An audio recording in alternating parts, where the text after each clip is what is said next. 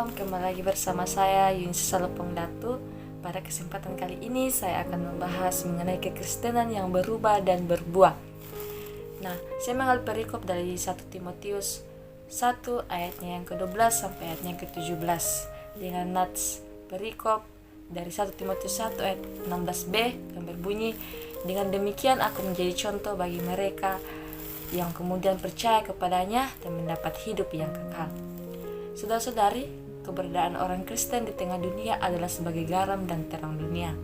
Artinya kita harus bisa menjadi berkat dan kesaksian bagi orang-orang di dunia ini. Bagaimana kita bisa menjadi berkat dan kesaksian bagi mereka bila hidup kita tidak menunjukkan perubahan dan masih mengenakan manusia lama? Padahal di dalam Kristus kita adalah ciptaan baru, yang lama sudah berlalu, sesungguhnya yang baru sudah datang. Adapun tanda bahwa kita adalah ciptaan baru di dalam Kristus adalah berubah dan berbuah. Oleh karena itu, hasilkanlah buah yang sesuai dengan pertobatan. Tidak berubah dan berbuah adalah penghambat utama pertumbuhan iman bagi kemajuan pekerjaan Tuhan. Jadi, kendala utama pertumbuhan iman kita dan juga kemajuan pekerjaan Tuhan sesungguhnya bukan faktor luar, tapi faktor dalam. Kehidupan anak-anak Tuhan sendiri, itulah faktornya. Dalam Efesus 2 ayatnya yang ke-8, sebab karena kasih karunia kamu diselamatkan oleh iman, itu bukan hasil usahamu, tetapi pemberian Allah. Jelas dinyatakan bahwa kita diselamatkan bukan karena hasil perjuangan kita, tapi semata-mata karena anugerah Tuhan Yesus. Namun perubahan hidup adalah proses yang harus kita kerjakan dan merupakan tanggung jawab kita sendiri.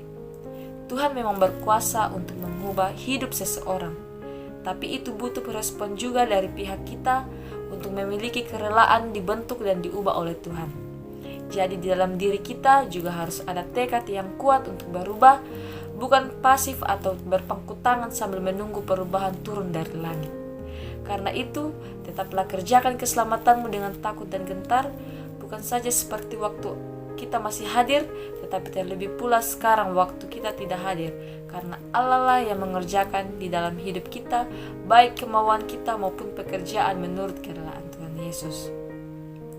Banyak alasan yang menjadi faktornya, seperti tidak ada waktu untuk berdoa.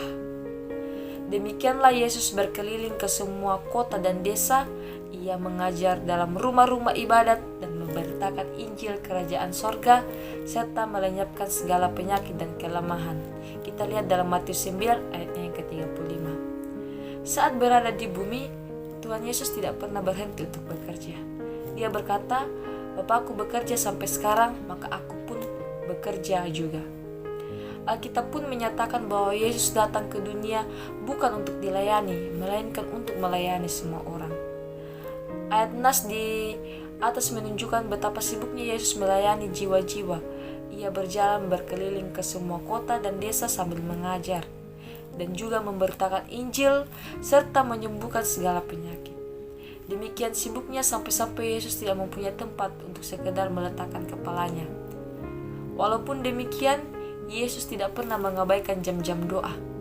Ia selalu mempunyai waktu untuk berdoa. Di waktu pagi sebelum fajar Yesus bangun dan mengasingkan dirinya untuk berdoa. Bahkan pada waktu malam ia juga mencari tempat yang sunyi senyap untuk berdoa sepanjang malam.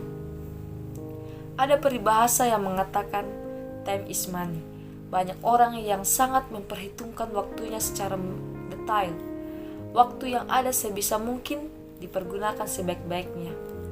Bagi mereka, membuang waktu sama artinya kehilangan keuntungan. Semua diukur dengan uang. Dari sekian waktu yang digunakan untuk bekerja, adakah yang mereka gunakan untuk berdoa dan mencari hadirat Tuhan? Tak terkecuali orang Kristen dan mungkin para hamba Tuhan terlalu disibukkan dengan banyak pekerjaan dan juga jadwal pelayanan sehingga malah tidak punya waktu untuk berdoa.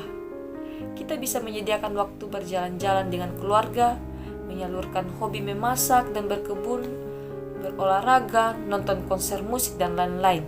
Tetapi sangat sulit menyediakan waktu untuk berdoa 1 jam saja. Untuk perkara-perkara rohani, kita tidak bisa mengatur dan membagi waktu. Tapi untuk perkara-perkara duniawi, apapun itu pasti kita sempat-sempatkan. Sibuk, itulah yang kita katakan. Kita tidak ada waktu untuk berdoa. Iblis akan bersorak-sorai bila kita melalaikan doa. Semakin kita meninggalkan doa, semakin mudah iblis menghancurkan hidup kita. Untuk itu, saudara-saudari, jangan pernah lupa untuk memberi waktu kepada Tuhan. Hal sekecil berdoa saja sulit untuk kita lakukan. Untuk itu, mari kita memberikan waktu kita untuk Tuhan, sama seperti Tuhan saat ada di dunia memberikan segala waktunya untuk kita. Tetaplah jadi garam dan terang di dunia ini, dimanapun kita berada, di sekeliling orang, kita harus bisa menjadi garam dan terang dunia. Kita harus bisa menjadi berkat. Sekian dari saya, terima kasih, shalom.